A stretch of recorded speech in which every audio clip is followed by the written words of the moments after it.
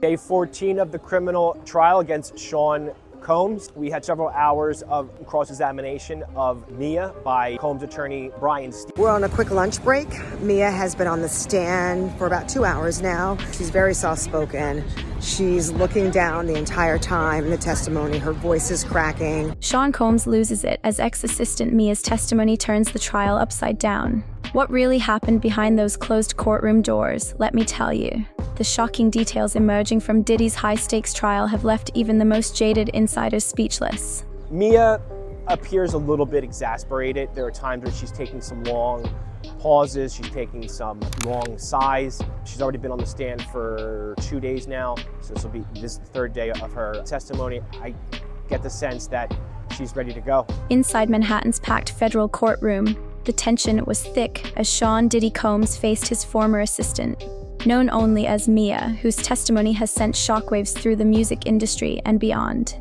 Cameras weren't allowed, but every gasp, every whispered reaction, every flicker of emotion on Diddy's face was described in vivid detail by those in attendance. The case, already one of the most talked about celebrity trials in years, reached a boiling point as Mia took the stand, her voice trembling but resolute as she recounted years of alleged abuse, manipulation, and fear under Combs' watch. But that's not all. She's talking about another time when they were at a party for Prince.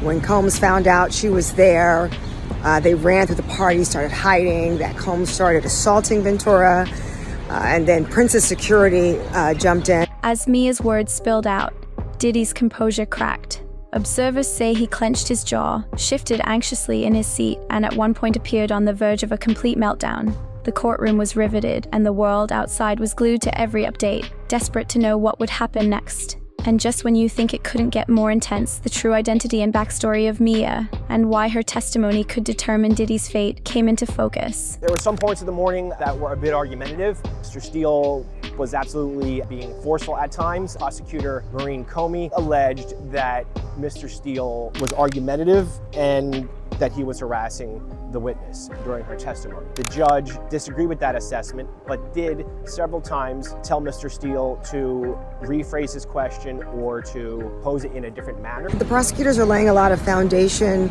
with regard to how long she worked for Combs, how many hours she worked a day. She talks about one time when she saw Combs assaulting Ventura, that she and Deontay Nash jumped on his back, tried to stop it. She was thrown against the wall.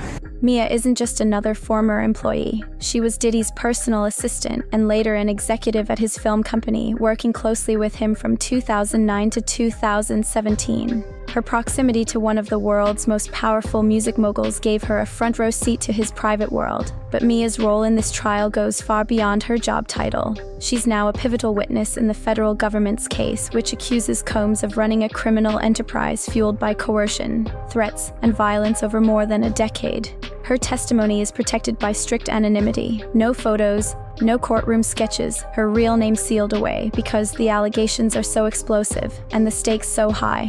Prosecutors say Mia's account is critical. She's not just telling her own story, but helping to expose a pattern of behavior that could put Diddy behind bars for life if the jury believes her. But listen to this. And she talked about her first interview for the job as personal assistant, that it was at his home in New Jersey, and then he showed up at the door with his underwear on. Combs has been conferring with his attorneys. There was one point in the testimony today where Mia was going over her resume, and Combs was looking at her, speaking with his attorneys. He's been passing notes and staying active. He's continuing to take an active role in his defense. There's going to be the last bit of testimony from Mia. Then we are expected to hear from some more staffers from the Intercontinental Hotel in Los Angeles. That's the site of the 2016 beating that Miss Ventura suffered at the hands of Mr. Combs. Mia's connection to other accusers, including Cassie Ventura, and her willingness to speak openly about her trauma have made her both a symbol of courage and a lightning rod for controversy. And the real bombshells? They came when Mia described in chilling detail what she says she endured at Diddy's hands. Mia's testimony was nothing short of harrowing. She described a toxic and chaotic environment where Diddy's moods ruled everyone's fate. She told the jury she was sexually assaulted multiple times, physically attacked and subjected to relentless emotional manipulation. When he was happy, I was safe. she said, her words hanging heavy in the air. She recounted being thrown against walls, shoved into pools, and even hit with an ice bucket. Mia said she was forced to work for days without sleep, her body breaking down under the pressure. She described being unable to lock her bedroom door, always on edge, terrified of what might happen next 7. And it gets worse. Mia claimed she witnessed Diddy physically and verbally intimidate Cassie Ventura at a Cannes Film Festival premiere, digging his nails into her arm and demanding she leave in front of stunned onlookers. But the real reason this testimony is turning the trial upside down. Mia alleges that Diddy's control extended far beyond the workplace. She says he used threats, professional sabotage, and even brainwashing to keep her and others silent, leaving her with complex PTSD that still haunts her today. And just as the jury was absorbing these gut-wrenching details, Diddy's defense team launched their counterattack.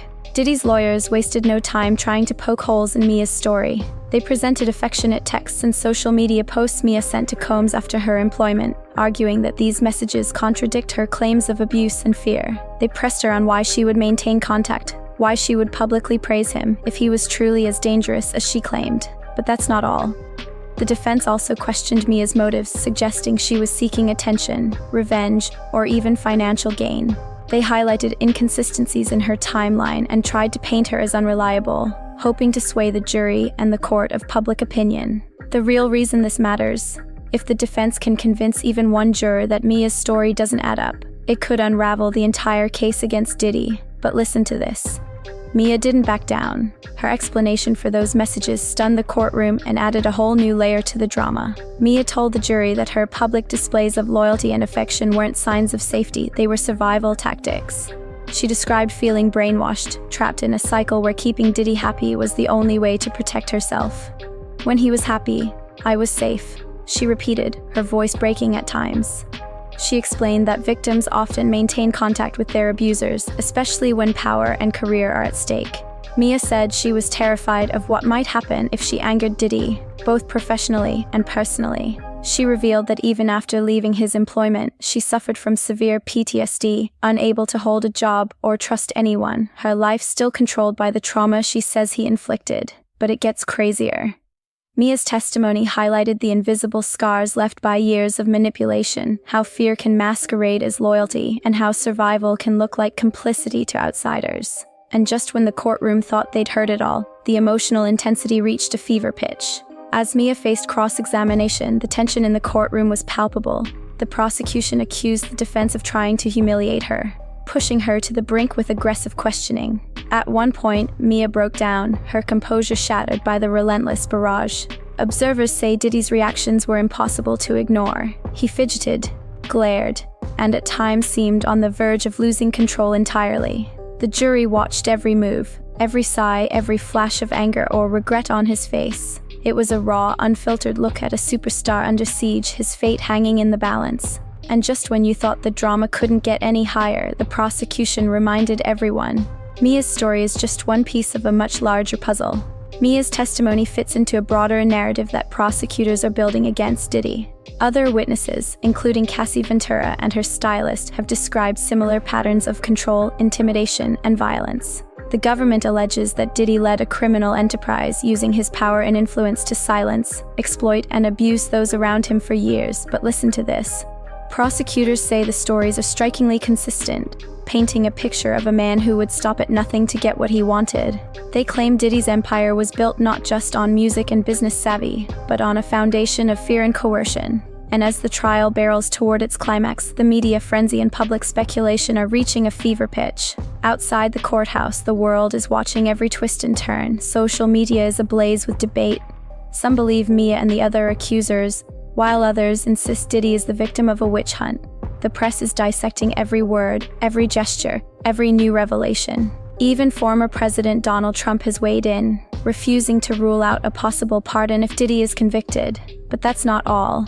Rumors are swirling about who might testify next, what secrets could still come out, and whether Diddy's once untouchable reputation can survive this onslaught.